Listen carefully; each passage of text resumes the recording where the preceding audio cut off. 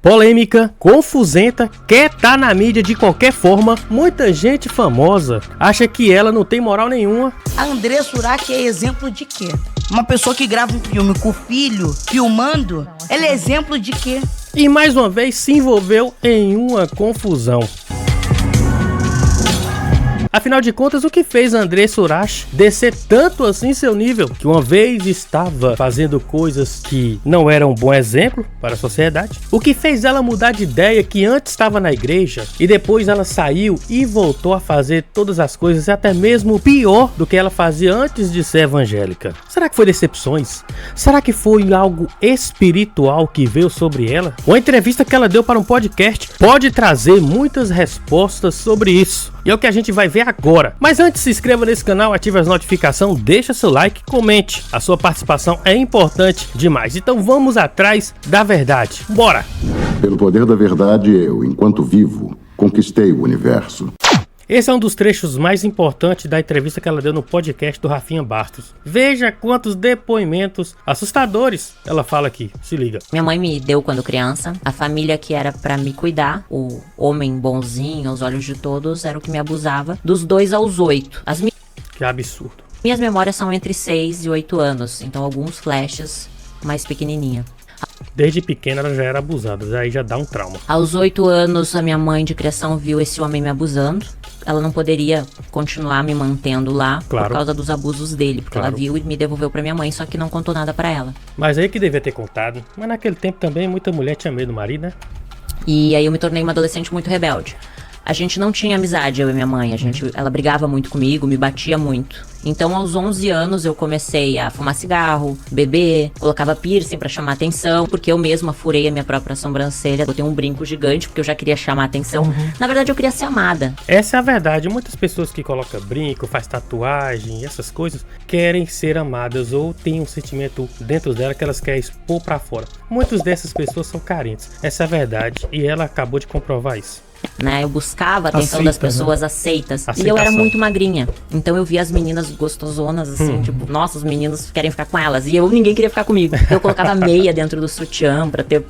Um colega meu que é cantor, ele colocava meia dentro da cueca pra fazer volume. Vê se pode um trem desse. Sabe, peitos. Passei por vários problemas de depressão, só que eu não entendia, porque naquela época a gente não conseguia conversar com ninguém, não tinha internet como é hoje. Então nas minhas agendas eu falava que eu queria morrer, que eu queria matar todo mundo. Quem tem depressão, pessoal, ou passou porque ela passou por trauma de infância, o que passa na cabeça é esse tipo de coisa, infelizmente. Numa grande parte, né? Por isso que é importante a igreja.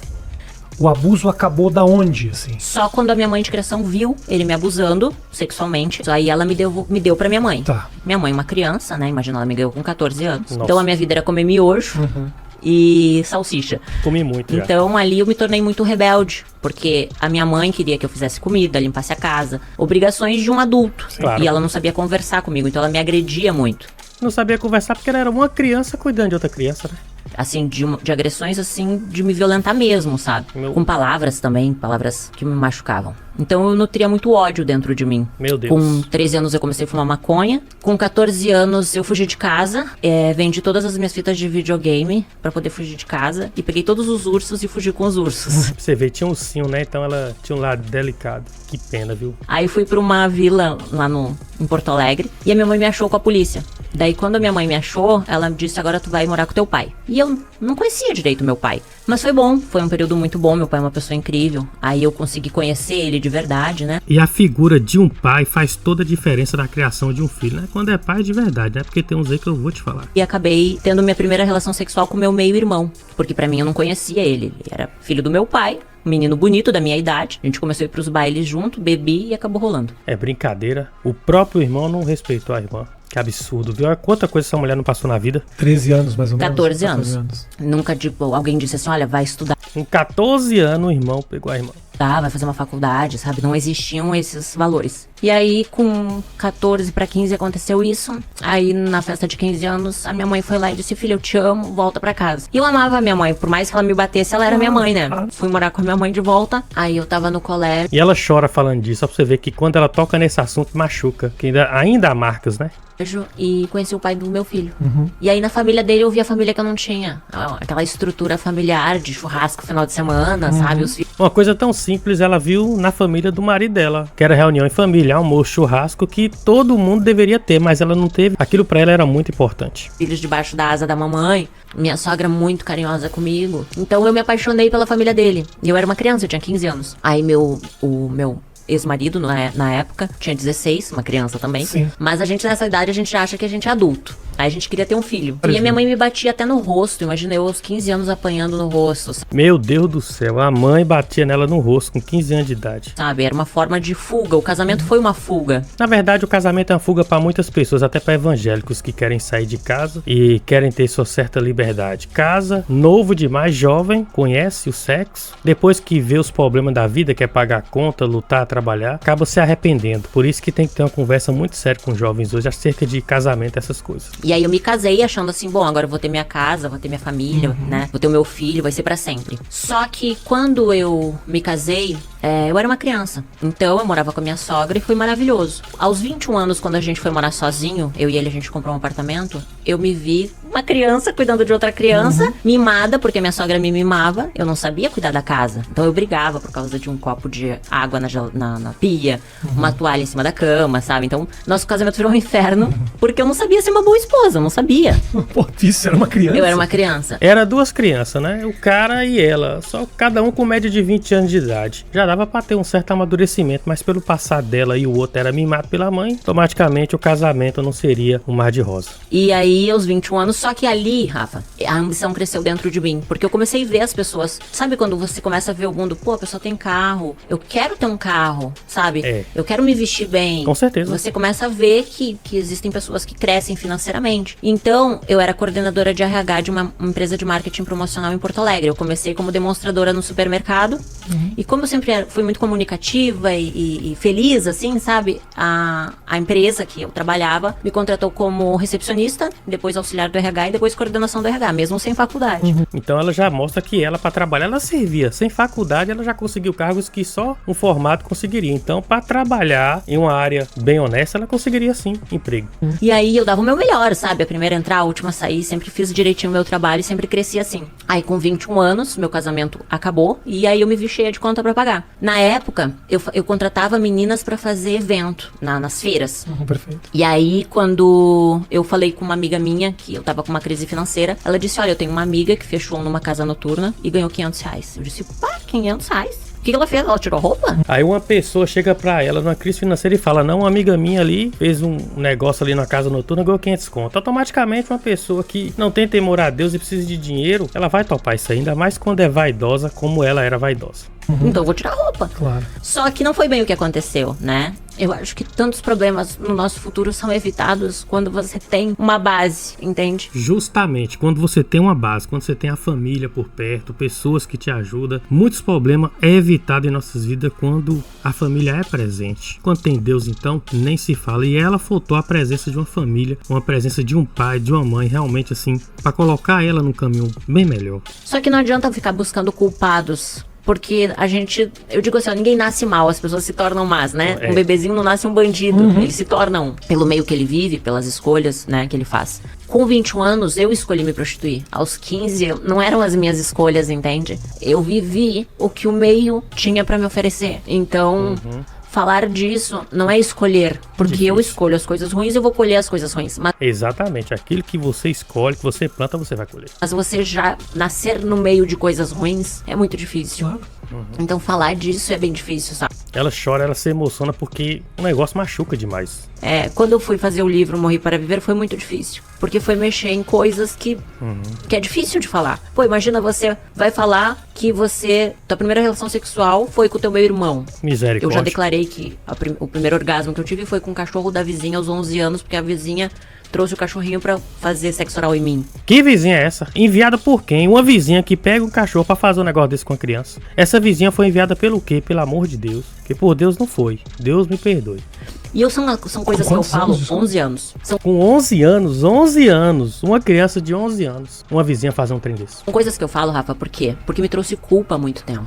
Durante muito tempo a culpa, ela tava me matando. Falar sobre isso é ajudar as pessoas que ainda vivem esses traumas, Com certeza, entende? claro. Porque a sociedade, ela é uma sociedade que ela te cobra ser o melhor, ter o melhor, ser o mais inteligente, ter a melhor faculdade, É né? verdade, Como se é você verdade. fosse só valer algo se você tem aquilo que o mundo fala que você tem que ter. Realmente, a sociedade, ou você tem ou você não tem. Aquilo que você é o que você realmente significa pra eles. O que leva muitas pessoas a fazer o que ela fez. Querer a atenção, querer o poder. E, na verdade, eu sou uma pessoa que não sou nada no mundo. Pessoal, se estivesse saindo o barulho de uma música no fundo aí, meu vizinho acabou de fazer o favor de ligar o som bem alto. É brincadeira? Entende? Mas eu entendi que, às vezes, quando a gente fala sobre determinados assuntos, você ajuda a curar feridas. Quando você fala o que você sofreu, você tira um peso de dentro de você tira uma pedra que muitas vezes te leva à depressão. Até aqui deu pra entender o que ela tava passando. E meu vizinho ainda tá com o som ligado ali, estourando.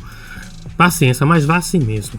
A gente consegue analisar que a infância dela não foi nada fácil. Talvez a gente olhe pra uma pessoa hoje e fala: ah, ela que escolheu isso. Mas, gente, não é bem assim. Existe sim uma parte da culpa que é da pessoa, entendeu? A gente vê depoimento de várias pessoas que nasceram em um momento, em uma família, em um meio difícil, mas conseguiu se dar bem na vida. E a gente vê exemplos que a situação fez com que as pessoas tomassem decisões erradas. O que eu acredito que aconteceu com ela. Seu passado foi difícil, sofreu abuso, seu irmão não a respeitou e acabou tendo a sua primeira relação com ele. Até com o animal. Sofria da mãe, batia, levava tapa na cara que a mãe dava, quando ela ainda já era uma mocinha, 15 anos. Imagina como é que não foi difícil pra ela. E ao ver uma família mais estruturada, que foi do seu primeiro esposo, ela realmente viu um paraíso, coisa que deveria ser normal pra cada um de nós, ter momentos em família. Então foi difícil o passado dela. E escreveu um livro contando testemunho, porque até onde eu sei, testemunhos devem ser contados para fortalecer a fé de outros. São testemunhos fortes, difícil pra falar, ela chega a chorar, mas é importante a gente contar os nossos testemunhos e eu tenho certeza que pra ela foi libertador também. Lembrando que ela queria tanta fama que em um momento da sua vida, quando ela se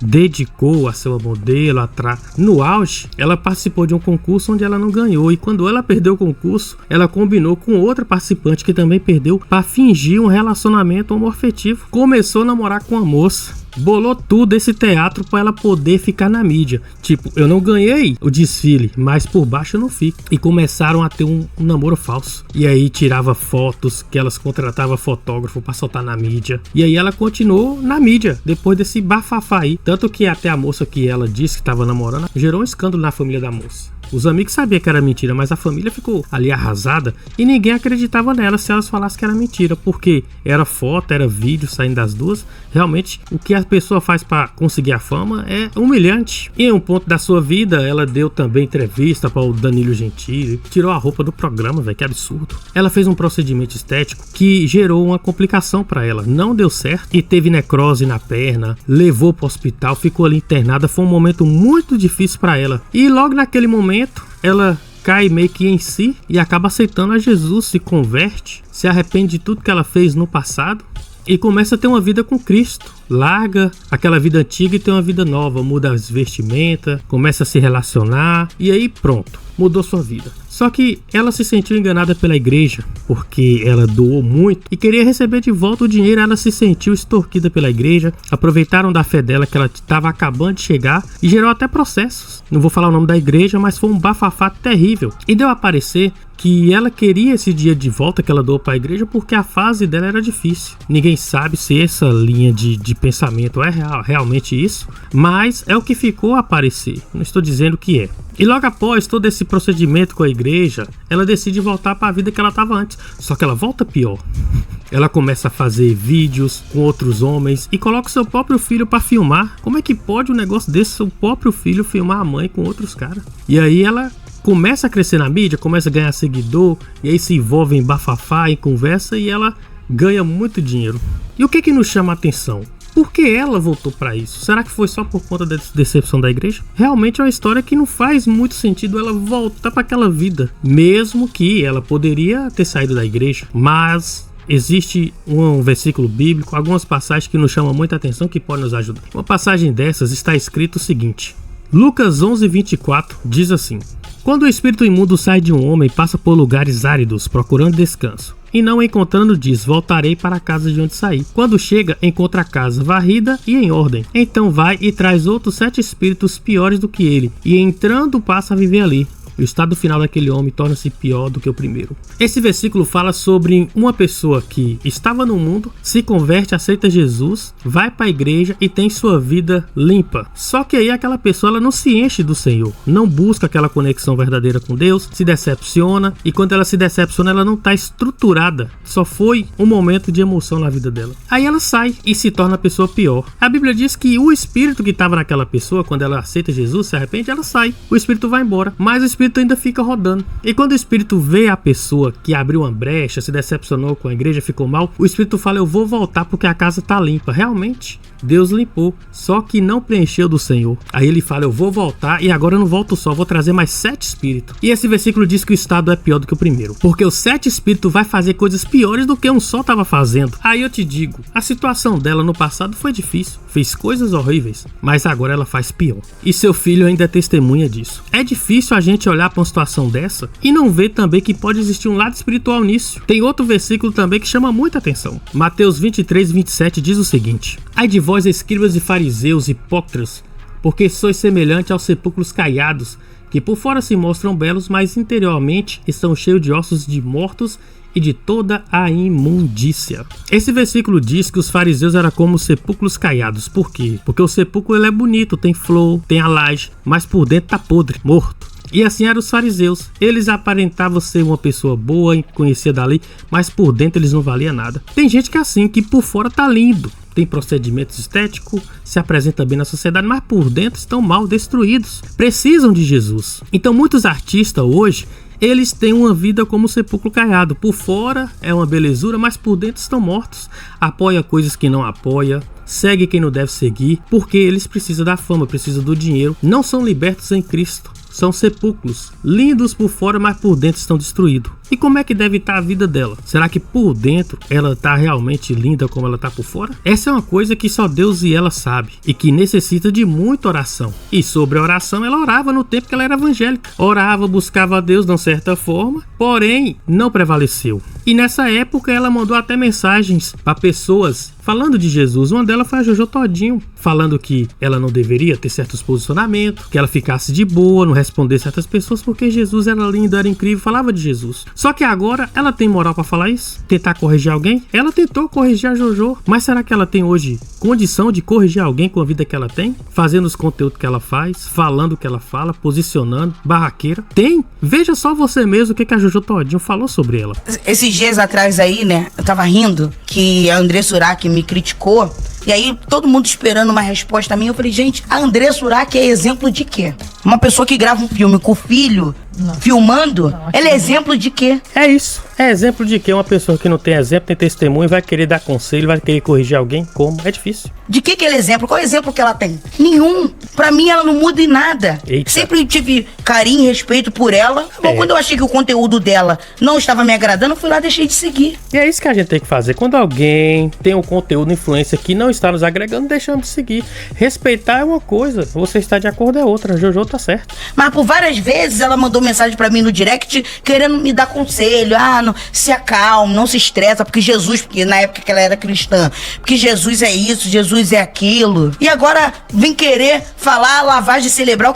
Quem sofreu lavagem cerebral foi você. Aí é difícil, né? A pessoa falava antes de Jesus e agora não tem nem... É difícil pra uma pessoa numa hora dessa. É vergonhoso. Desculpa, você foi usada. Porque nós temos profetas de verdade e temos falsos profetas. Verdade. Que se aproveitam de pessoas que estão no momento de libertação, de um momento que não conhece, que ela não era conhecedora da palavra. Justo. E se aproveita disso, e se aproveitaram dela. Eu também entendo a revolta dela por parte da igreja, dela dizer que quer abrir uma igreja, que quer não sei o quê, porque ela foi usada, entendeu? Agora, ela querer me criticar. Andressa, me desculpa, você não tá podendo. Você não é exemplo pra mim nem pra ninguém. Você não é exemplo.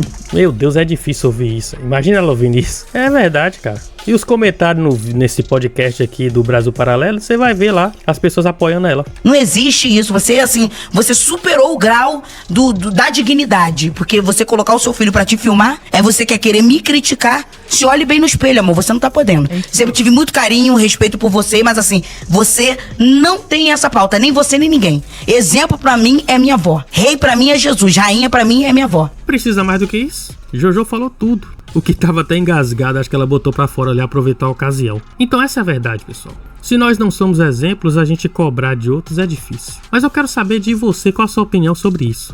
Você acha que a situação de Andressa agora é uma situação que também envolve o mundo espiritual? Você acha que faz sentido essas passagens bíblicas? Você acha que apenas que não tem nada a ver? É só uma fase? Você concorda com a Andressa? Você concorda com a Jojo Todinho? Dê sua opinião. Eu gostaria de saber. Sua opinião é importante. Meu nome é Júnior Trindade. Eu gostaria de agradecer a sua participação. Deixa seu like, se inscreva no canal, ative a notificação e eu te aguardo no próximo vídeo. Vou deixar aqui mais um vídeo legal para você estar acompanhando e não perca os próximos vídeos. Já se inscreveu? Deixou seu like? A gente se vê por aí. Valeu!